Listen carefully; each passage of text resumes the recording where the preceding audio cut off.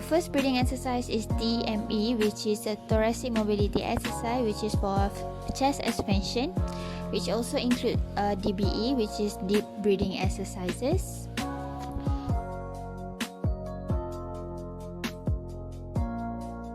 Pro-sleep breathing with tissue to strengthen the expiratory effort, and also as education to improve from exertion.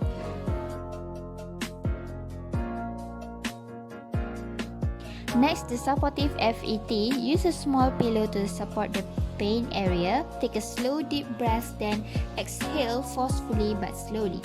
Repeat this for 2 more times with 1 strong cough. Do a cycle to clear the airway. A simple arm and leg ROM exercises should be done. The first one is shoulder flexion with 10 repetitions each. Next, the shoulder abduction with short leverage, also 10 repetitions each.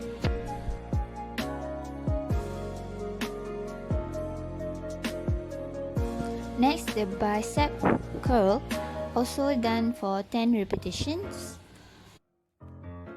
Overhead shoulder press to improve the shoulder muscle and triceps. For leg exercise, we can do heel slide for about 10 repetitions each leg.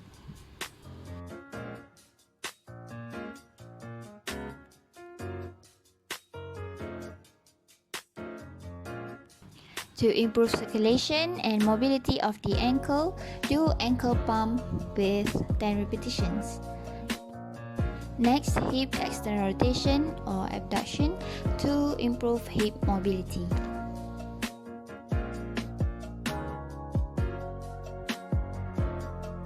After 3 days, therapist should teach the patient to sit on the side of the bed.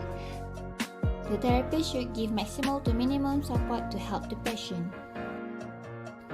Next, with caution of RPE lower than 11, the patient can have a short walk for about 5 minutes with company. This is beneficial for lower limb as the patient already have been bedridden for days, and also for cardiovascular endurance.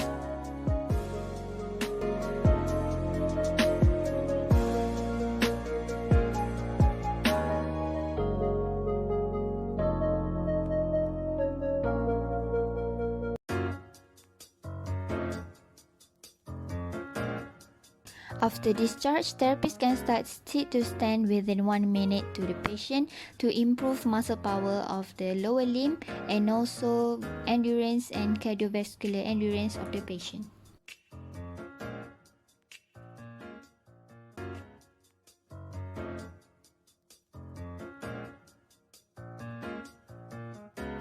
Next, to improve ROM and strengthen the muscles, we can use a weight bar for upper limb exercises for 10 repetitions for each movement. The first one is shoulder flexion. Next, shoulder abduction, which is also an active assisted ROM exercise.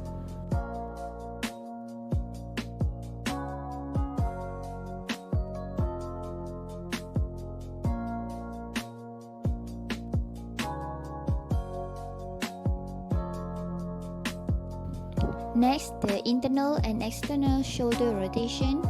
Move the weight bar upward and downward to assist for full ROM exercises.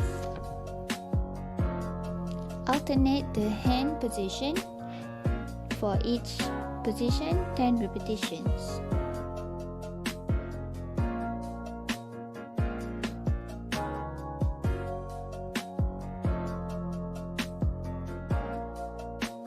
Last but not least is shoulder extension.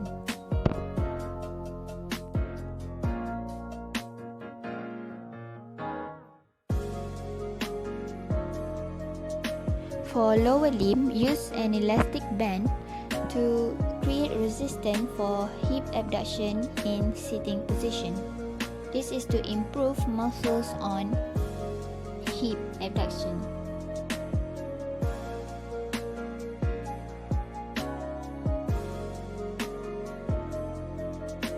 With the same elastic band, in standing position, do a hip flexion for 10 repetitions. Prepare a chair or a parallel bar for stability. For aerobic exercise, do a brisk walk or treadmill walking for 10 minutes with low speed.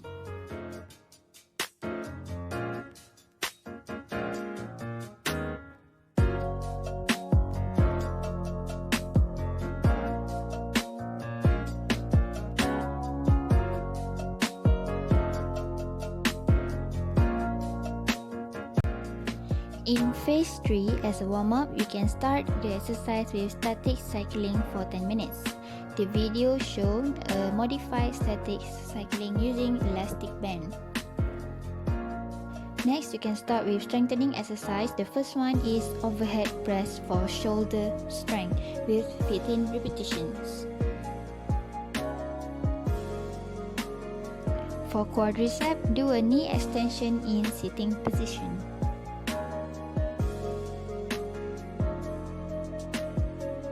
Next, bicep curl with weight.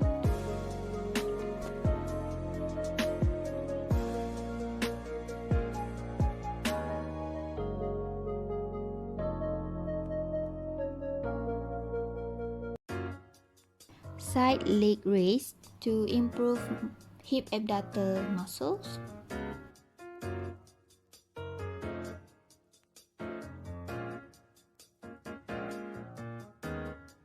Leg curl in standing, or also known as butt kicks, to improve hamstring muscle power.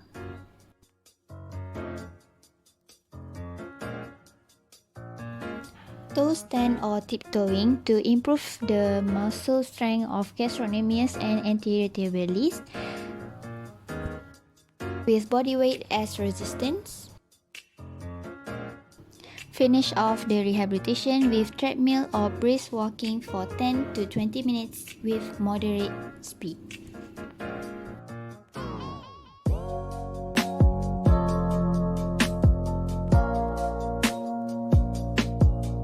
In phase 4, it is advisable for patients to join a circuit training. The first one is a static cycling, also as warm-up for 10 minutes. Next, you can do a seated row for 15 repetitions to improve core and shoulder muscle strength. Next, marching on the spot for 2 minutes to improve lower limb power, also endurance. Knee raises for 15 repetitions.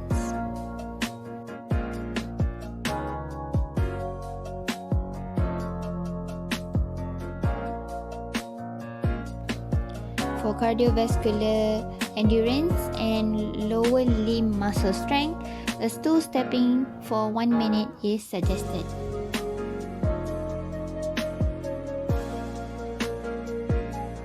Next, the half stars for 15 repetition, which is to improve cardiovascular endurance and is lower impact compared to star jump. Last but not least, the patient can do a treadmill walking or jogging for 10 minutes to 20 minutes to improve cardiovascular endurance and aerobic